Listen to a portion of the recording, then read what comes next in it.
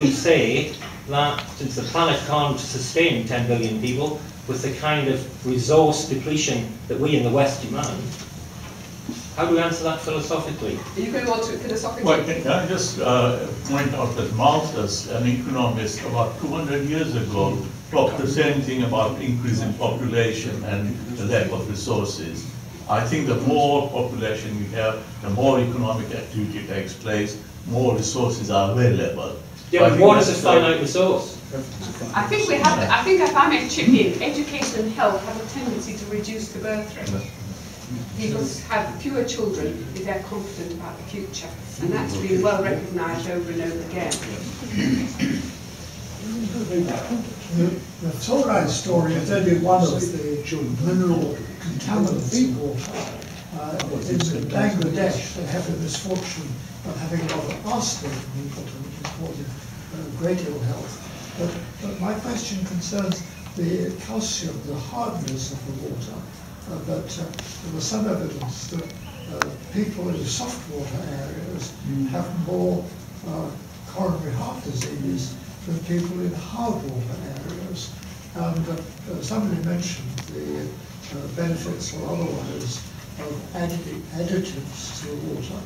Do you have any view on this natural experiment as between hard and soft water areas? I have a starting point from the work I did on the demographics of the UK and what that meant for UK resources required in healthcare. And that is that we have a huge amount of natural data which we failed to collect and study very well in the UK. The argument about fluoride, if I can dare to mention it again, on the two sides of the room, one of the reasons it was decided to leave it locally is because there are naturally such very different levels of fluoride in water and such different populations. I mean, we get a lot of fluoride from lots of sources other than water. Now, there are different types of the way the molecules are joined together. Of course, I accept that. But we've got a lot of parts of the country where we know about different levels of water. We know about what the death rates, the incidence of certain types of disease, certain types of mental and physical disease are. We could, I think, be doing a lot better job in terms of the way in which the various epidemiologists work through the data that they've got and come to conclusions. I have a general view about you know, we have to be very certain that we're doing something which is safe before we mess with our water by adding things to it. That's the starting point. I'm not able to, personally, to judge objectively all of the research and all of the science that says whether particular things are right or not. I rely on other people to tell me that, and I have to trust it by drinking the water that it produces. But I think we can learn a lot from the research. I don't think that research is harnessed very well, frankly, personally, at present. There's nothing positive about this type of law. Can we go on? Professor Amin, you wanted to speak? Yeah, I wanted to look for a connection across your very insightful presentations, and it has to do with the relationship between risk and well-being. So Sarah was saying that we are quite risk averse in many ways, or at least a particular water condition that psychologically make us feel better or worse. And there's also pressure on water companies and us as consumers effectively to cope with a scenario of increasing scarcity, which immediately introduces the possibility of more recycling, usage of grey water, or holding back, or learning to drink a glass of water that might be brown and not completely translucent, and so on and so forth. And I'm curious to know your views on in making this connection between psychology and well-being on the one hand, and secondly, on the other hand, I suppose the combination of chemicals and translucency and so on and so forth. Do you envisage a scenario in the West where we might actually get to that point where we're able to deal with grey water, we're able to drink brown water, we're able to think the unthinkable, and also then cope with some of the concerns that Sarah outlined about how spooked we get about particular water situations. Sarah. Go first, Sarah.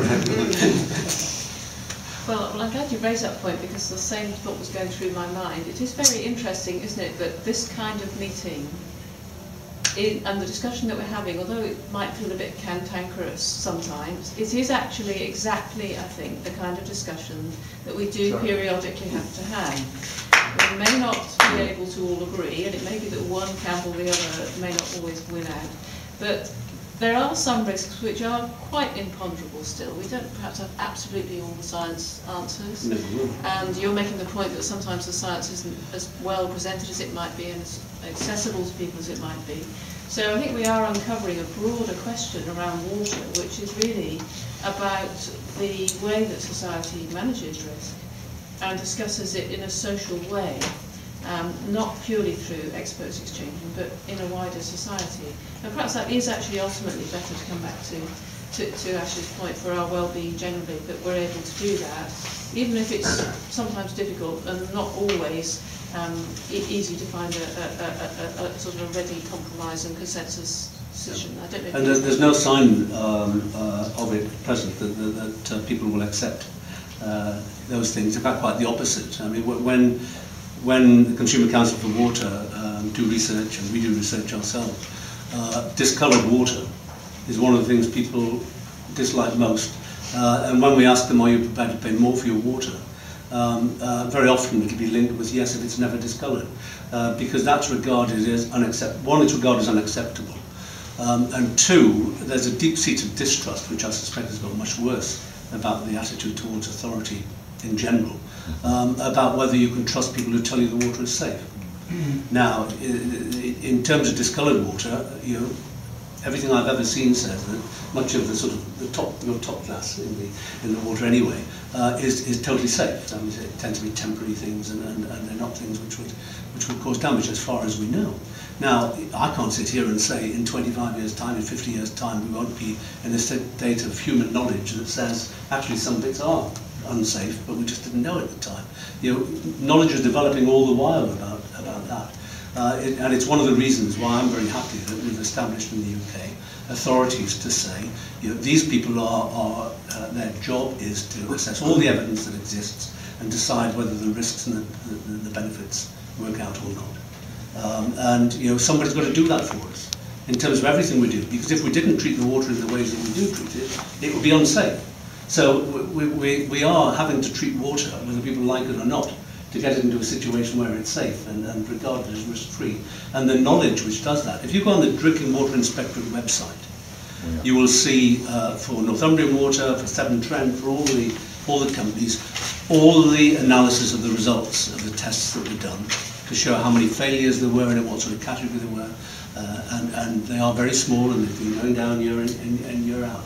But they do tell people, it's all open, it's disclosed there, and a huge list of pesticides and other chemicals which are being tested for on a continuing basis to see if they're in there or not. You know, we are employing people, I think, generally of integrity, who are trying their best to find out what's on balance good for human beings. And they will develop the knowledge all the while in doing that. Now, that's where I think we've got to link some of these things together. Now, if one of the key questions then is, how do we persuade people, if the evidence is overwhelmingly positive that something is right, that it is right, and they can trust the people who are saying that?